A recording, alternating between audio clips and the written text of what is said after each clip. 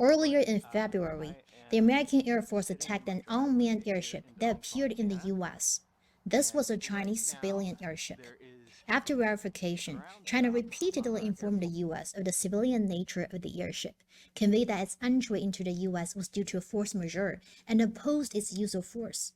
Yet, despite China's open and honest remarks, this airship was portrayed by the US media as a Chinese spy balloon, saying it had equipment that was clearly for intelligence surveillance, including multiple antennas that were likely capable of collecting and geolocating communications. But this is all suspected, without actual backup. The fact that they have had weeks now to recover any information from it, and yet there's still no indication that it was doing anything wrong or was in any way really anything other than just a civilian research object, a research balloon. Despite the US media frenzy mischaracterizing an unmanned Chinese airship as a spy balloon, manufacturing a huge hysteria around Chinese spy devices, some important facts have been conveniently overlooked, and we're going to talk about them today. Welcome to Facts Tell. I'm Sina.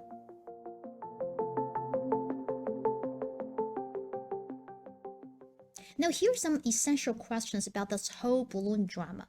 First, the balloon was shot down by a US fighter jet when it almost left the country's airspace, after it wandered around places like Aleutian Islands and Idaho before it was spotted above Montana.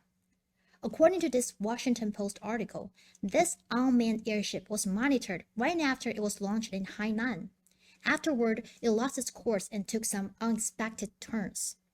So just like what China said, it was affected by westerlies, and with limited control, it deviated from its intended course. Even the US Department of Defense said openly on February 2nd that the balloon is currently traveling at an altitude well above commercial air traffic and does not present a military or physical threat to people on the ground. But 2 days later, things changed.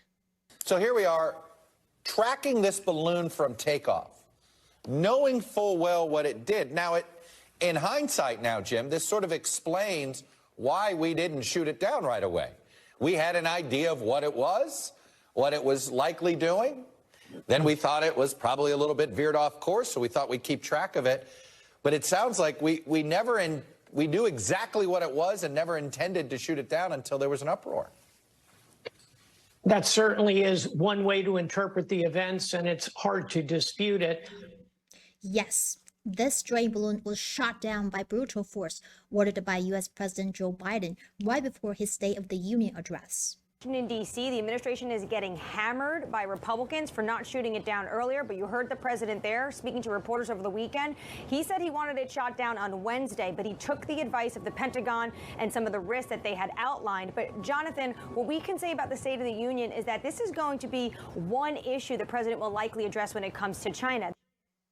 So now we know that at that time, one of the reasons for shooting down the balloon was US President Biden's response to the pressure coming from the Republicans. And one more thing also happened one day before his decision: the train accident in Ohio.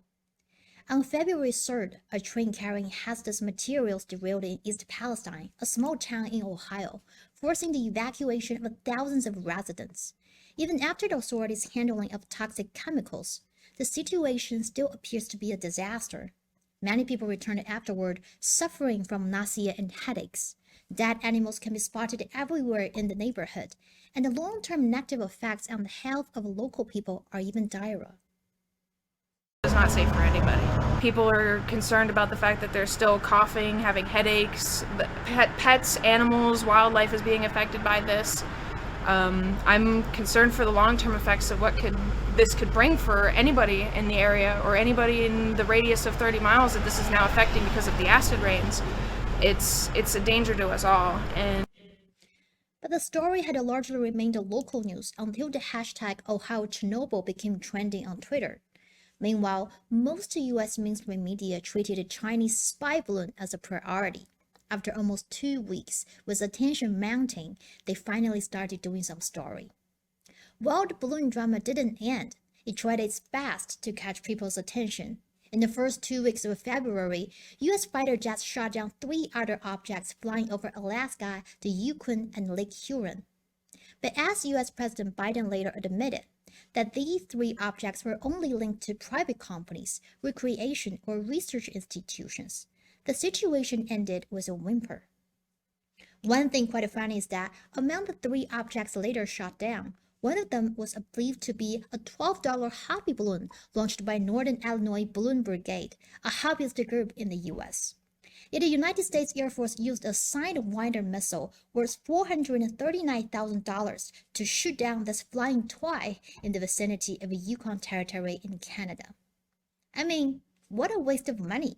And why not use this sum of money to save people in Ohio? I don't know what else is, if this is not an overreaction and a political farce. It's almost like shooting mosquitoes using anti-craft guns. Expensive? Indeed. Necessary? Depends. Of course, it's way too costly to take down some random balloons. That's an utter waste of taxpayers' money. But if it's used for covering the true extent of the Ohio train derailment, dodging the blame related to the latest investigative reports regarding Nord Stream explosions, and also conducting the mainstream media to divert public attention away from many domestic mass shootings in 2023, it's a good deal for the Biden administration. Nevertheless, it's another ridiculous and expensive political show the US orchestrated. And given the current situation, I guess there will be more similar ones to watch. Alright, that's it for today. Thanks for watching. If you like our show, remember to click like and subscribe. I'm Sina. I'll see you guys next time. Bye for now.